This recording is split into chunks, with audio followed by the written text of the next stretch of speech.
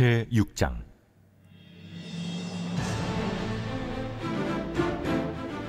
내가 또 눈을 들어본즉 네 병거가 두 산 사이에서 나오는데 그 산은 구리산이더라. 첫째 병거는 붉은 말들이, 둘째 병거는 검은 말들이, 셋째 병거는 흰 말들이, 넷째 병거는 어룽지고 건장한 말들이 메었는지라. 내가 내게 말하는 천사에게 물어 이르되, 내 주여, 이것들이 무엇이니이까?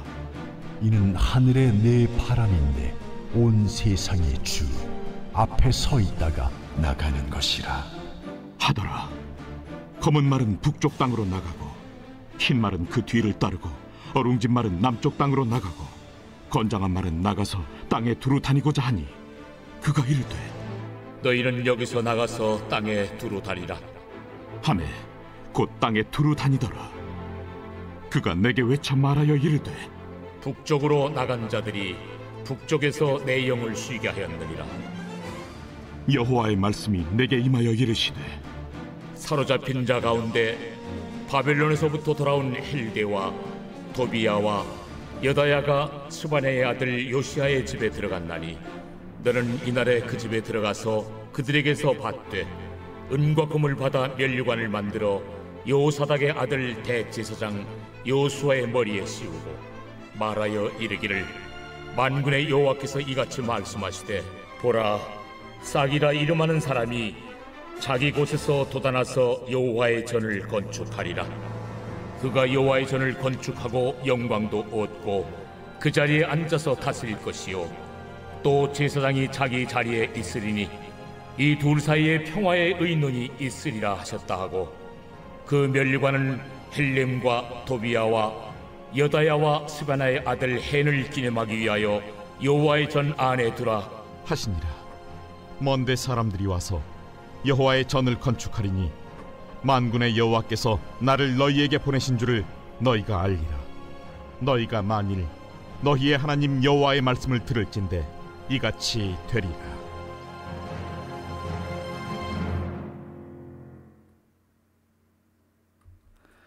(10월 19일) 주일, 진심으로 순종하면. 스가랴 6장 1절에서 15절입니다.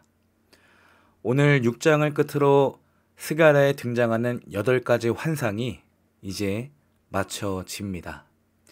8가지 환상 가운데 첫 번째는 붉은 말을 탄 사람, 두 번째는 네 뿔과 네 대장장이, 세 번째는 측량줄을 가진 사람, 네 번째는 여호수아의 정결, 그리고 다섯 번째는 금 등잔대와 두 감람나무, 그리고 어제 날아가는 두루마리와 에바 속 여인, 그리고 마지막 오늘 본문인 네 병거와 네 말들이 등장합니다.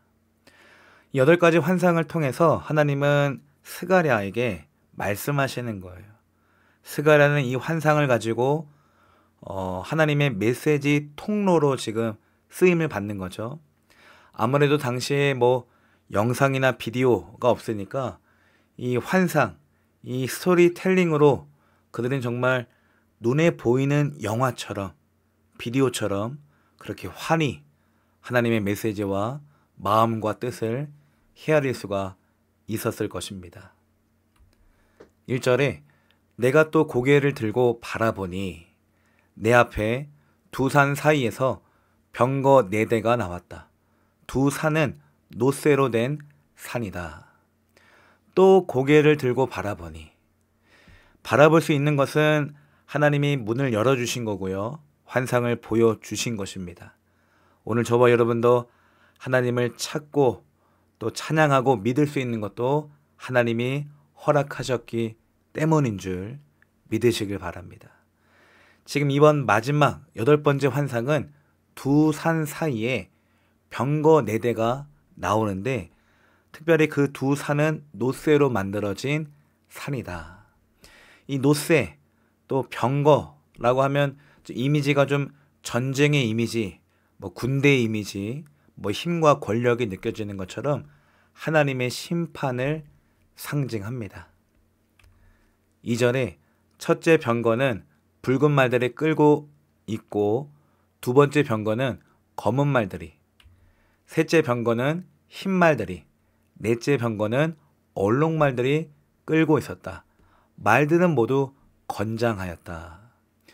마치 그 요한계시록 6장인가요? 요한계시록에 등장하는 네 가지 말들처럼 순서는 조금 다르고 색깔은 조금 다르지만 그렇게 하나님의 심판적인 상징으로 쓰임을 받습니다. 이 병거와 말들은 하나님이 이 세상을 심판하실 때 사용하시는 도구로 지금 쓰여지고 있습니다. 모두 건장하였다. 이 말들의 색깔이 다른 이유는 심판의 사역이 각기 다르다는 거죠. 심판의 사역, 뭐 전쟁의 심판으로, 뭐 재정의 심판으로, 뭐 전염병의 심판으로, 뭐 이런 식으로 다양하게. 그러니까 우리가 알 수 있는 것은 여러분, 단순히 자연재해도 우연히 일어난 사건이 아니라 하나님이 주관하시는 심판의 도구일 수도 있습니다. 이렇게 그림을 보시면 붉은 말, 검은 말, 흰 말, 또 얼룩말이 이렇게 달려가는, 병거의 모습으로 달려가는 장면을 볼 수가 있습니다. 이 이야기를 들으면서, 이 꿈과 환상의 이야기를 들으면서 지금 백성들은 상상을 하는 거죠. 아주 영화처럼 그렇게 하나님의 말씀이 가까이 다가왔을 것입니다. 4절, 내가 내게 말하는 천사에게 그것이 무엇들이냐? 라고 물었다.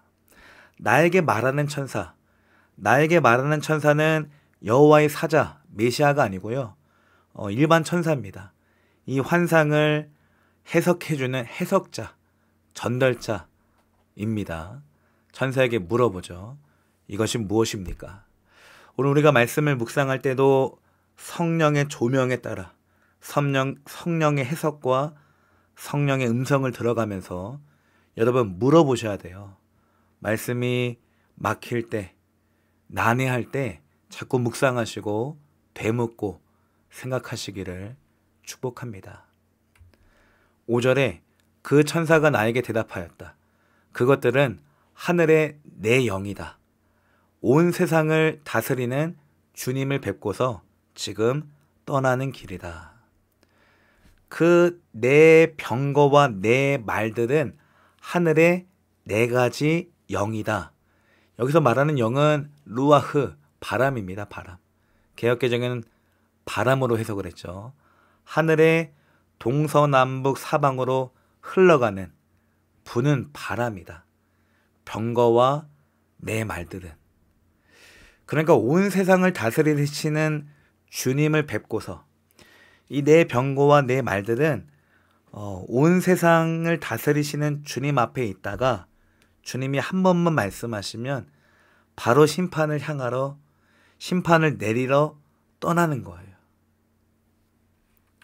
6절, 검은 말들이 끄는 병거는 북쪽 땅으로 떠나고 흰 말들이 끄는 병거는 서쪽으로 떠나고 얼룩말들이 끄는 병거는 남쪽 땅으로 떠난다. 그렇죠. 주님을 뵙고 하나님께 말씀을 듣고 명령을 받은 후에 동서남북 사방으로 하나님의 심판을 가지고 떠나가는 겁니다. 그러니까 심판은 여러분 그냥 우연히 발생되는 것이 아니라, 내가 잘못해서 우연히 발생되는 것이 아니라 하나님의 주권적 주관하심이 있다는 것을, 하나님의 주권이 담긴 심판임을 기억하시길 바랍니다. 하나님의 주권, 하나님의 절대적인 주권 앞에서 심판이 나타나는 거예요. 하나님의 계획과 섭리가, 뜻이 다 들어가 있는 심판입니다. 7절, 그 건장한 말들이 나가서 땅을 두루 돌아다니고자 하니 그 천사가 말하였다. 떠나거라, 땅을 두루 돌아다녀라. 병거들은 땅을 두루 돌아다녔다. 그렇죠. 하나님이 이렇게 온 땅을 다스리고 계세요.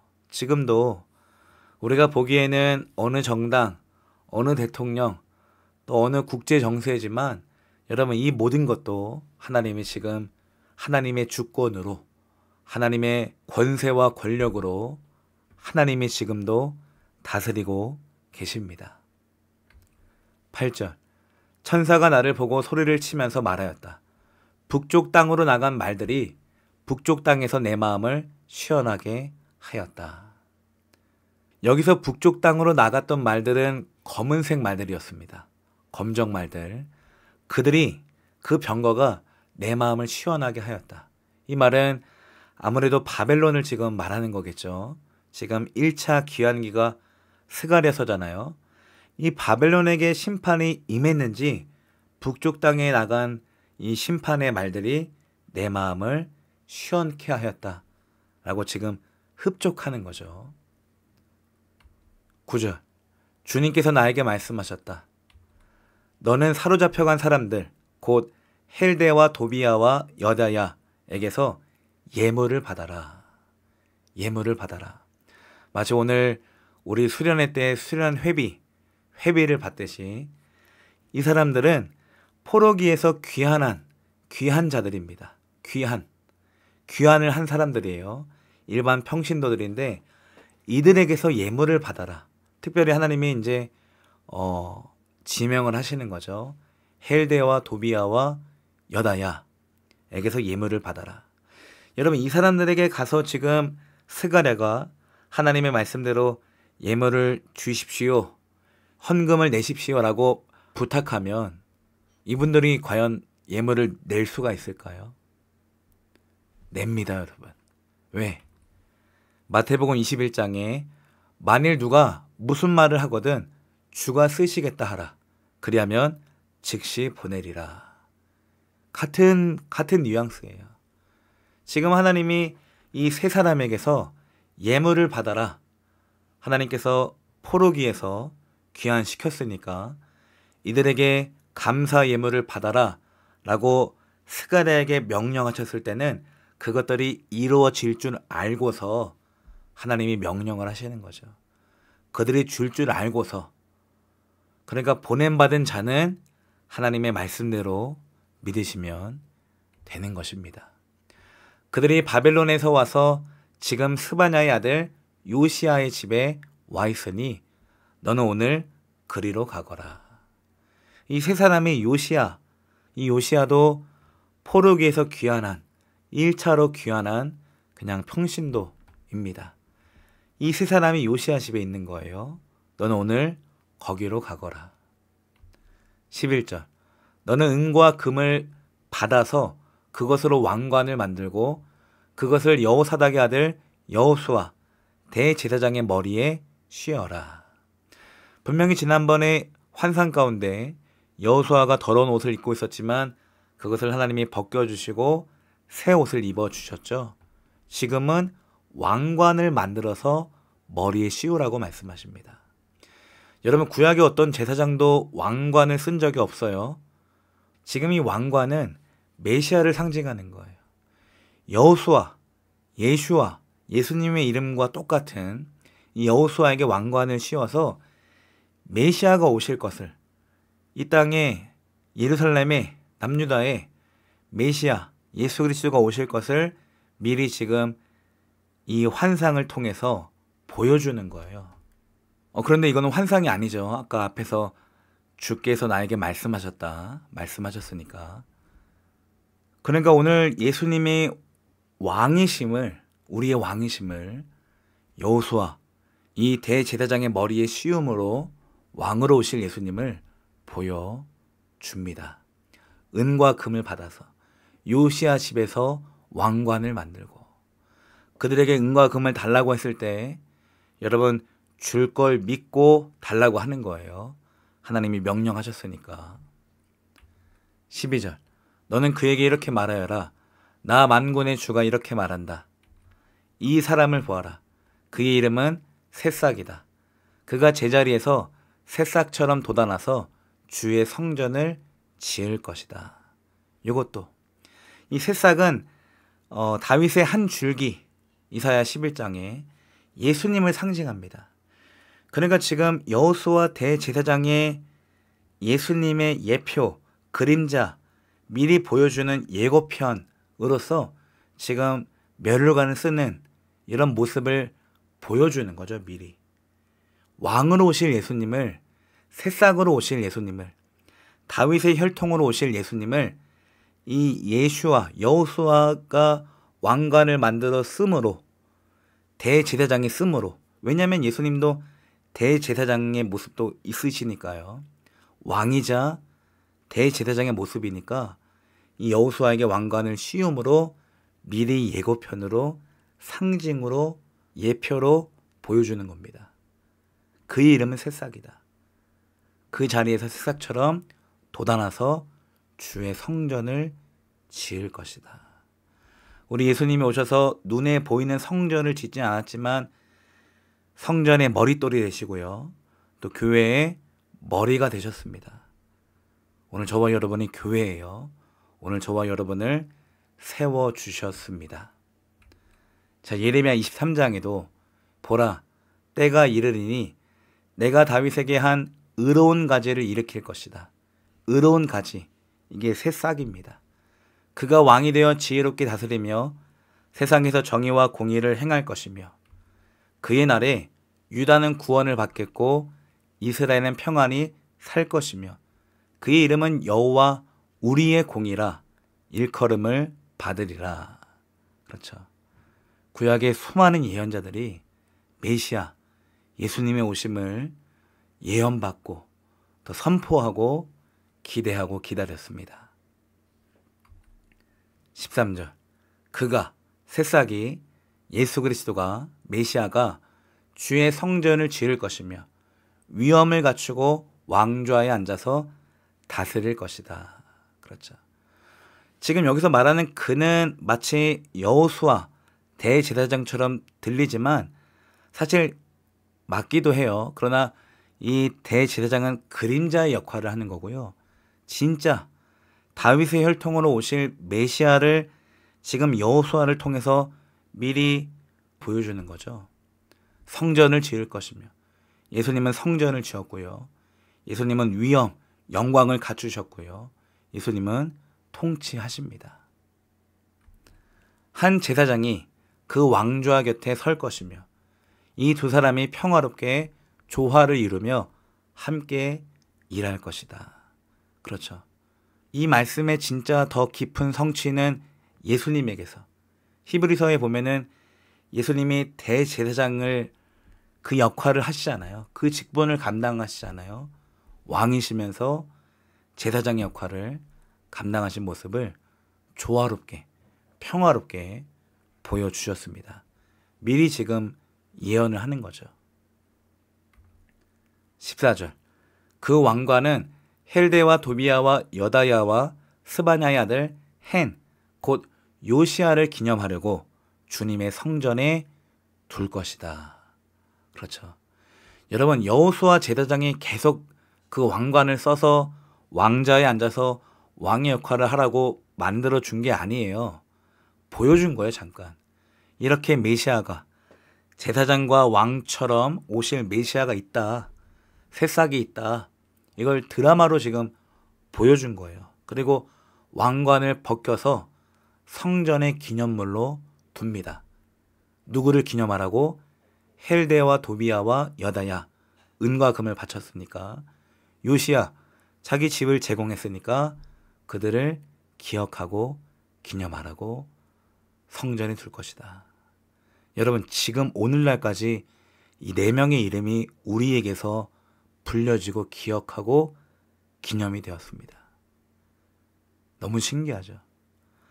하나님께 헌신하고 하나님께 드린 것들 하나님이 다 기억하시고요. 하나님이 잊어버리지 않죠. 오늘 저와 여러분의 눈물과 땀과 수고와 봉사와 헌신을 기념하고 기억하십니다. 15절, 먼 곳에 사는 사람들이 와서 주님의 성전 짓는 일을 도울 것이다. 그때야 너희가 만군의 주님께서 나를 너희에게 보내셨다는 것을 알게 될 것이다. 여기 먼 곳에 사는 사람들은 이방인들을 말합니다. 이방인들이 와서 주님의 성전을 짓는 일을 도와줄 것이다. 이 말이에요. 그러니까 복음이 결국 이방 사람들에게도 전파가 된다는 것을 지금 여기서 구약에서도 이미 계속 말하는 거예요. 이방인의 구원을 로마서에서 겨우 그 사도행전에 복음이 전파되고 나서야 이방인에게 구원이 임한 것이 아니라 이미 구약에서부터, 아니 맨 처음부터 하나님은 이스라엘을 택하신 게 이방인까지 구원하시려고 그 계획이 있으셨죠. 여기도 마찬가지예요. 먼 곳에 사는 사람들이, 이방인들이 와서 주님의 성전 짓는 일을 도울 것이다.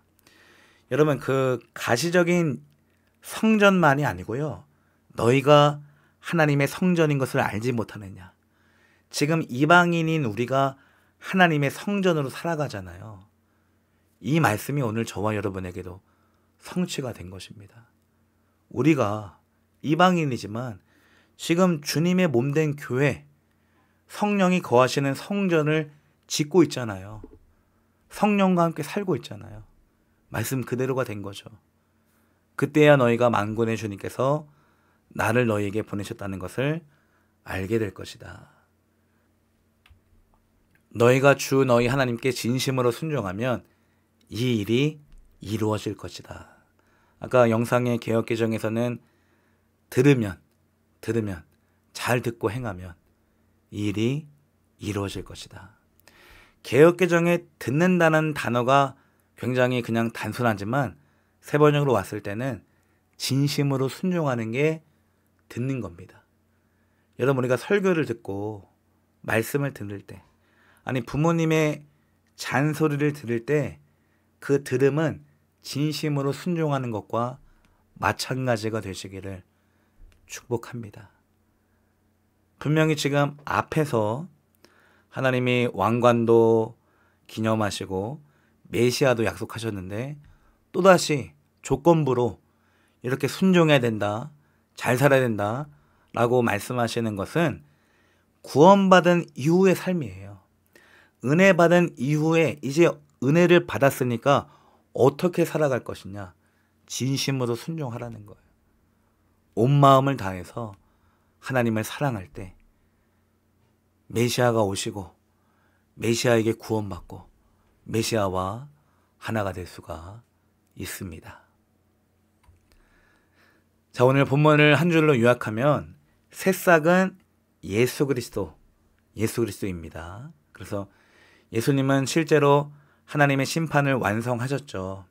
오늘 본문에는 내 병거와 내 말들이 심판을 하려고 달려나갔지만 예수님이야말로 계시록 19장에 보면 흰말을 타시고 만군의 주 만왕의 왕 그 이름으로 입에서 나오는 칼들로 모든 적들을 물리치는 심판 장면을 볼 수가 있고요. 또 예수님은 십자가와 부활을 통해서 왕과 제사장의 직분을 성취하셨습니다. 히브리서에 잘 나와 있어요. 예수님은 우리의 영원한 대제사장의 역할까지 하신 거예요. 그리고 예수님은 에베소서 2장의 말씀에 따라 성전의 건축자, 머릿돌, 모퉁이 돌이자 교회의 머리가 되셨습니다. 몸된 교회의 주님이 머리, 오늘 저와 여러분은 교회의 지체들인 거죠. 그러니까 성전을 건축하리라 새싹이 와서 이것도 예수님이 오셔서 다 성취가 되신 말씀들입니다. 그리고 그동안의 8가지 환상은 여러분, 그러면 단순히 그냥 이스라엘의 회복만을 이야기하는 것이 아니라 결국 메시아를 말하는 거예요. 메시아가 오셔서 메시아가 통치하시고 메시아가 회복할 것이다. 그러니까 구약은 성전만 지으면 된다, 율법만 회복하면 된다, 성벽을 다시 세우면 된다, 요거를 넘어서 온 마음으로 온 뜻으로 초림 예수, 오실 메시아를 기다리고 있었던 거예요. 그리고 신약시대에 오셨고요. 우리는 다시 오실 재림 예수를 지금 기다리는 거죠. 구약의 선지자들, 모든 피조물들이 기다린 것처럼 오늘 저와 여러분도 소망으로 기다리시기를 축복합니다. 마지막 세 번째, 하나님께서 부르신 먼 곳 사람들처럼, 이방인들이죠. 나는 복음 사역에 하나님 나라를 세우는데 어떻게 동참하고 있는가? 지금 이 수련회를 함께 함으로 우리는 하나님의 나라를 세우고 있습니다. 우리가 교회됨으로, 우리가 몸된 사랑의 공동체, 예배 공동체, 기도 공동체, 말씀 공동체, 성령 공동체로 살아감으로 하나님의 나라가 세워지고 복음이 계속 영광받고 선포되는 거죠. 진심으로 순종하시길 축복합니다. 진심으로 순종하면, 이게 뭐냐면 전심전력으로 하나님을 사랑하는 거예요. 말씀을 듣는다는 말은 진심으로 순종해서 듣는 거예요. 진심으로 순종하는 것은 하나님을 사랑하는 겁니다. 그럴 때 이 일이 이루어질 것이다. 메시아가 너에게 오고, 메시아가 너를 회복하고, 너를 구원하고, 너를 살릴 것이다. 진심으로 이 말씀을 믿을 때, 진심으로 이 말씀을 따라갈 때, 진심으로 이 말씀대로 의지하고 살아갈 때, 여러분, 그제서야 메시아가, 예수님이 우리 삶에서 일하실 줄로 믿습니다. 여자여, 가나 혼인잔치에 포도주가 떨어진 것이 나와 무슨 상관이 나이까?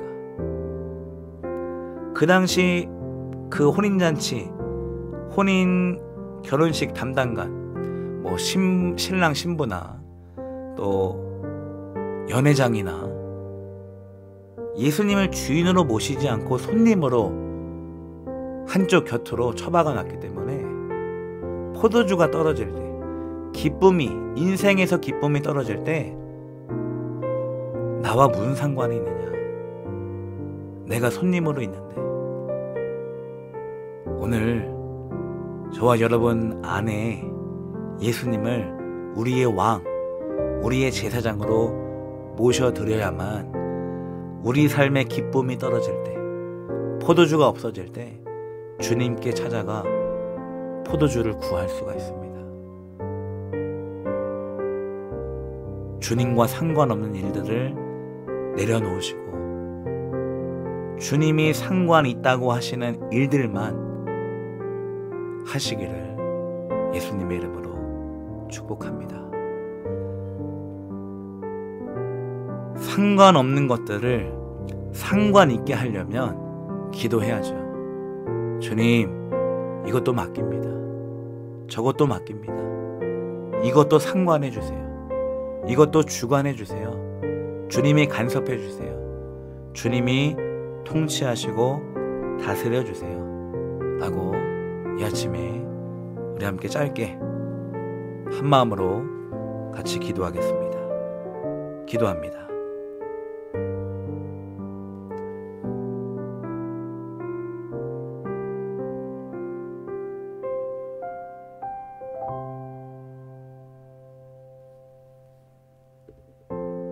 너희가 하나님께 진심으로 순종하면 이 일이 이루어질 것이다. 그렇습니다, 주님. 진심으로 순종하면. 아버지께서 먼저 우리를 진심으로 사랑하셨기 때문에 진심으로 순종할 수밖에 없습니다. 전부를 주셨기 때문에 전부를 드릴 수밖에 없습니다. 생명을 주셨기 때문에 생명을 드릴 수밖에 없고, 목숨 다해 사랑하셨기 때문에 목숨으로 사랑 드릴 수밖에 없습니다. 아버지, 진심으로 순종하면 조건부적인 약속이 아니라 이미 벌써 우리가 아직 죄인 되었을 때 아버지께서 먼저 진심으로 사랑하셨으니 이제 구원받은 자가, 은혜 받은 자가 진심으로 순종하는 삶이 마땅합니다. 우리 아버지께 합당한 영광을, 마땅한 예배를 드릴 수 있도록 오늘도 내 마음이 진실되게 하시고 내 온 마음과 온 힘을 다하여 우리 아버지를 사랑하는 일에 목숨 걸게 하여 주옵소서. 세상에 보이는 것들보다 보이지 않는, 그러나 분명히 살아계시는, 지금도 역사하시는 우리 아버지를 신뢰하며 의지하며 사랑합니다. 아버지, 눈에 보이지 않는 하나님을 사랑하는 것, 그것은 아버지께서 붙여주신 우리의 가족과 형제와 성도와 이웃을 사랑하는 것이라 믿습니다. 오늘도 교회를 사랑함으로 아버지를 사랑하게 하시고, 오늘도 이웃을 섬김으로 아버지께 헌신하는 우리가 되게 하여 주옵소서. 주일 예배도 주님께 맡깁니다. 우리가 생각한 것보다, 준비한 것보다 더 큰 은혜를 부어 주옵소서. 예수님의 이름으로 축복하며 기도드립니다. 아멘.